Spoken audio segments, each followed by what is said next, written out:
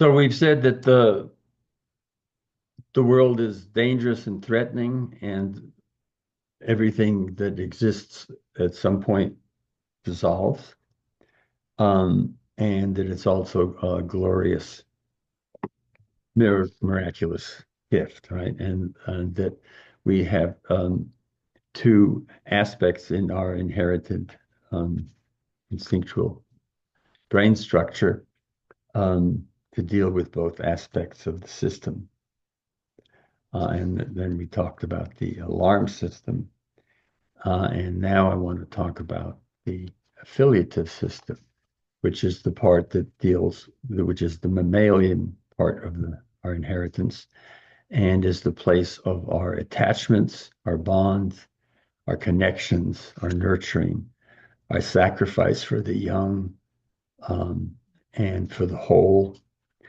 And the part that gives us, there's hormones that gives us pleasure when we feel connected and affiliated, dopamine and serotonin and oxytocin, that give us pleasure and make us feel good when we're connected, when we are transcending our narrow skin tight self and feeling at one with others and the world and the universe.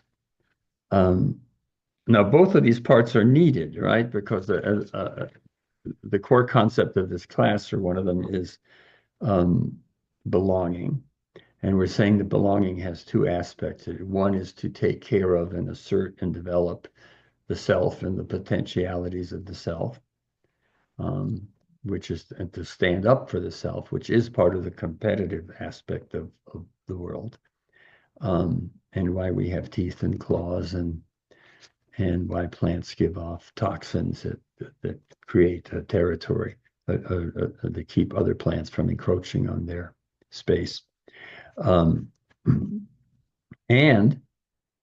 belonging is that, to stand up for self and be a self, and to participate in the whole, and to take part in the nurturance offered, and to offer nurturance back to the whole, and to weave ourselves into the web of life and be good citizens of the universe and nature and the planet. So which of these systems, the affiliative system and the alarm system, is activated most and is dominant, depends on the cultural conditions and the ethos that we live in, and also, when there's a general crisis and when there isn't, and but also whether the culture is built on an idea of danger and standing up for itself, rather than being part of and feeling loving and generous. Now, in the narcissistic political economic system, and the fascist system promotes fear, conflict, grievance, and revenge. We're seeing that now in living color with the Trump MAGA thing. But underlying that, there's more systematic ways in which the capitalist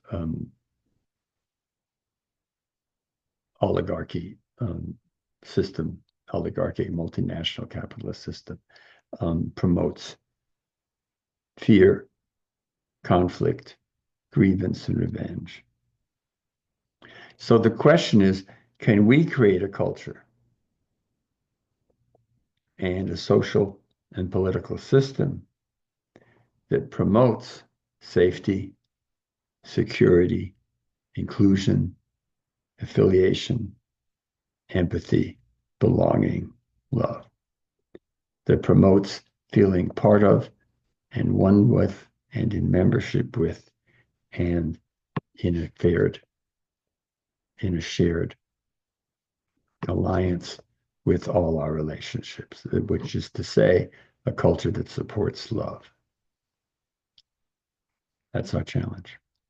And can we support a culture? Can we form a culture in which that affiliative instinct of connection and love and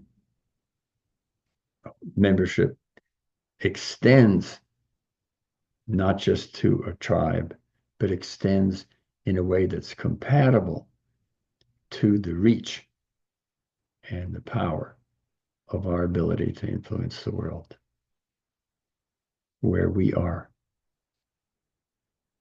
Experience our affiliation with the whole of humankind and the whole of the planet. That's our challenge. But the point of this discussion is that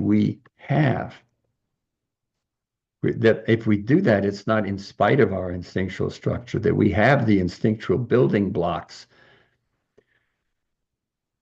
to do that. If we apply them, if we connect to it, and if we create the cultural conditions that promote the productive use of our affiliative instincts.